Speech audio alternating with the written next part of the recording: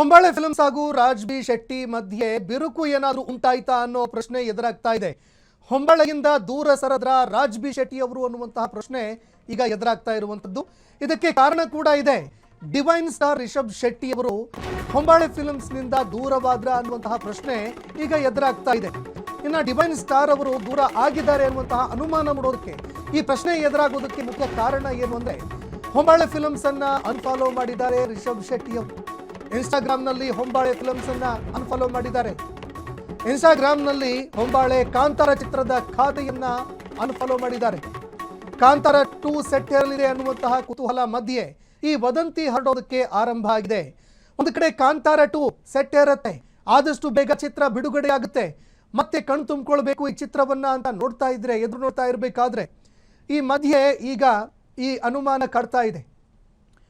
ಇನ್ನ 2 ಹಿಟ್ ಸಿನಿಮಾಗಳನ್ನು ಕೊಟ್ಟಂತಹ ನಿರ್ದೇಶಕ ನಿರ್ಮಾಪಕರ ಮಧ್ಯೆ ಮನಸ್ತಾಪ ಎದುರಾಗೋದಕ್ಕೆ ಕಾರಣ ಏನಾಯ್ತು ಹಾಗಾದ್ರೆ? ಈ ಪ್ರಶ್ನೆಯೂ ಕೂಡ ಎದುರಾಗ್ತಾ ಇದೆ.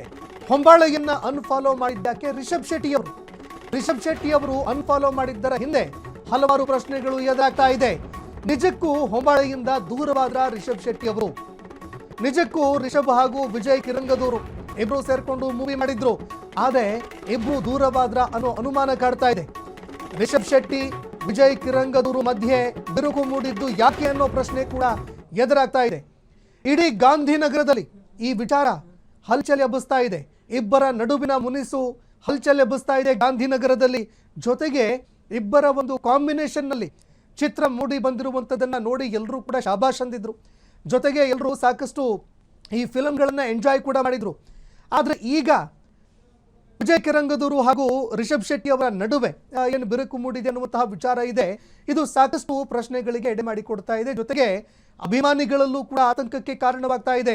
ನಿಜಕ್ಕೂ ಹೊಂಬಾಳೆಯಿಂದ ದೂರವಾದ್ರ ರಿಷಬ್ ಶೆಟ್ಟಿ ಅವರು ಅನ್ನೋ ಅನುಮಾನ, ಜೊತೆಗೆ ಆ ಆತಂಕ ಅವರ ಅಭಿಮಾನಿಗಳನ್ನ ಕಾಡ್ತಾ ಇದೆ.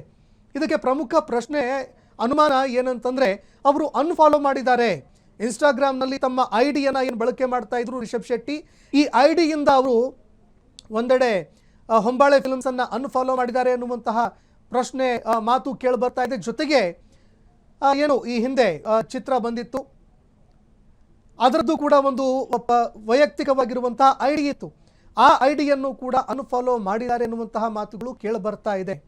ಹೀಗಾಗಿ ಈ ವಿಚಾರ ಗಾಂಧಿನಗರದಲ್ಲಿ ಸಾಕಷ್ಟು ಚರ್ಚೆಗೆ ಕಾರಣವಾಗ್ತಾ ಇದೆ. ಕ್ಷಣ ಕ್ಷಣದ ಸುದ್ದಿಗಳಿಗಾಗಿ ಫ್ರೀಡಂ ಟಿವಿ ಸಬ್ಸ್ಕ್ರೈಬ್ ಮಾಡಿ, ಲೈಕ್ ಮಾಡಿ ಹಾಗೂ ಫಾಲೋ ಮಾಡಿ. ಹೊಸ ಸುದ್ದಿಗಳ ನೋಟಿಫಿಕೇಶನ್ಗಾಗಿ ಬೆಲ್ ಐಕಾನ್ ಮೇಲೆ ಕ್ಲಿಕ್ ಮಾಡಿ.